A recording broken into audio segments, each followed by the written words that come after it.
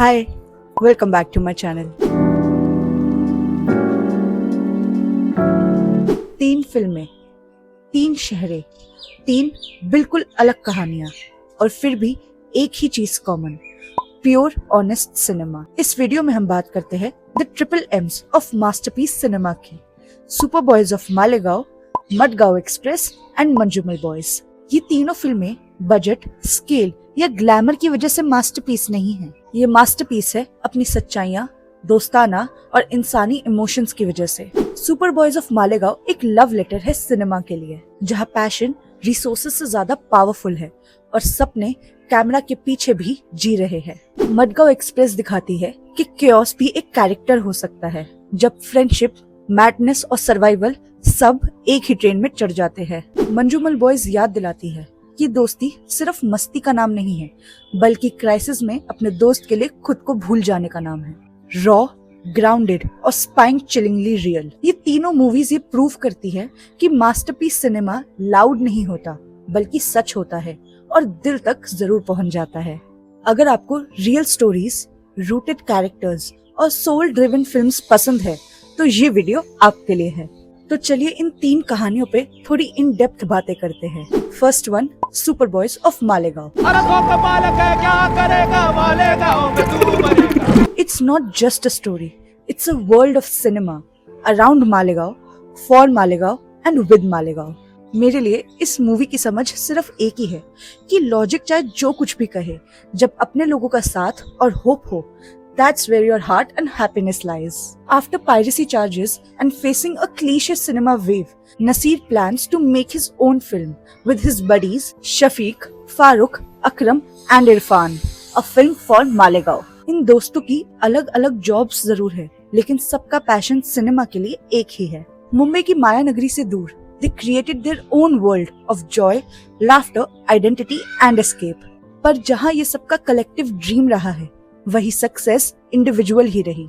इन सब ने इतनी मुश्किलें, अनबन और करवाहट को साइड किया अपनी दोस्ती और शफीक के लिए। This film gave different situations and emotions their own space to bloom. With its structure, cinematography and vibe, one thing is definitely clear, that creativity, art, dreams and cinema is for everyone. It's more of an emotion than just entertainment. इन 3 फिल्मों के characters में से कौन सा character आपको सबसे ज्यादा intriguing लगा? Let me know in the comments below. Second one, Madgaon express. ये Mumbai to Goa by Madgaon express has got one of the most scenic views in the world. रात के अंधेरे में सीनिक ब्यूटी और टनल क्या टॉर्च जला के दिखाएगा। ये है कहानी एक केओटिक ट्रियो ऑफ फ्रेंड्स की और एक लॉन्ग ड्यू गोवा ट्रिप की। बचपन के दोस्त आयुष, डोडो और पिंकू ने बहुत कोशिशें की एक ऑल बॉयज गोवा ट्रिप पे जाने की, लेकिन उन्हें किसी ने सीरियसली नहीं लिया और फिर वो खुद सीरियसली इंजर्ड हो गए। पर काफी सालों बाद अपने जीवन में से समय निकाल के इस लॉन्ग ओवरड्यू गोवा ट्रिप की शुरुआत जरूर हुई। लेकिन इनकी किस्मत तो देखो, इसी ट्रिप ने इन सबके जीवन में रायता फैला दिया। इस तिगड़ी की चॉइसेस ने इनकी जीवन की मुश्किलें सिर्फ बढ़ाई ही। अब चाहे उसकी शुरुआत हुई हो बैग एक्सचेंज से या ड्रग्स, क्राइम और गैंगस्टर्स के ट्रायंगल में फंस के। This film is about main struggling emotionally, क्योंकि उम्र के साथ मैच्योरिटी आए ऐसा जरूरी नहीं है। चूजिंग फ्रेंडशिप्स ओवर स्टूपिडिटी, क्योंकि अब जीना भी इन्हीं के साथ और मरना भी, और अडल्टहुड से भागने की नाकामयाब कोशिश है।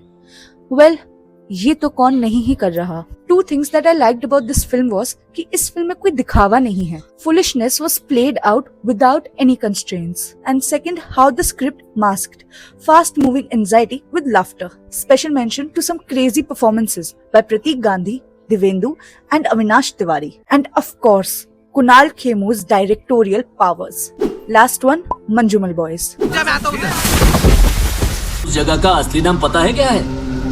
Devil's Kitchen. This film is based on a real life incident and it left its impact on me. किसे पता था that a fun trip to Kodaikanal इन सब लोगों का जीवन बदल देगी। A group of friends from Manjumal Kochi visits the Guna Caves on their last day of Kodaikanal trip. पर caves को explore करने के दौरान इस ग्रुप का एक लड़का सुभाष एक डीप डार्क पिट में गिर जाता है, also known as the Devil's Kitchen. अब इसके बाद की पूरी जर्नी एक psychological, emotional, on the clock rescue thriller है। One thing that stuck with me was how this group of friends despite knowing the dangers of the pit or what everyone else around them was warning them about, they refused to abandon their friend. इस film की power और जान आती है इन सब की दोस्ती की वजह से, जिसकी वजह से इनके दोस्त की जान बची, वरना बाकी सब ने तो पहले ही हार मान ली थी, अब चाहे वो पुलिस हो या फायर डिपार्टमेंट। इस फिल्म ने दोस्ती का एक अलग ही पहलू दिखाया, जो है रिस्पॉन्सिबिलिटी। सुभाष के दोस्तों ने उसकी जान बचाई, सिर्फ अपनी बहादुरी से नहीं, but as a collective group with moral responsibility. This film showed a different world of claustrophobia, darkness, and the insight of Subhash's mind through its brilliant cinematography. With amazing performances by everyone in this film, one thing is definitely clear, that hope did outrun logic. Comments में बताइए आपके लिए कौन सी M सबसे ज्यादा यादगार रही, and subscribe for more such content. Thank you for watching.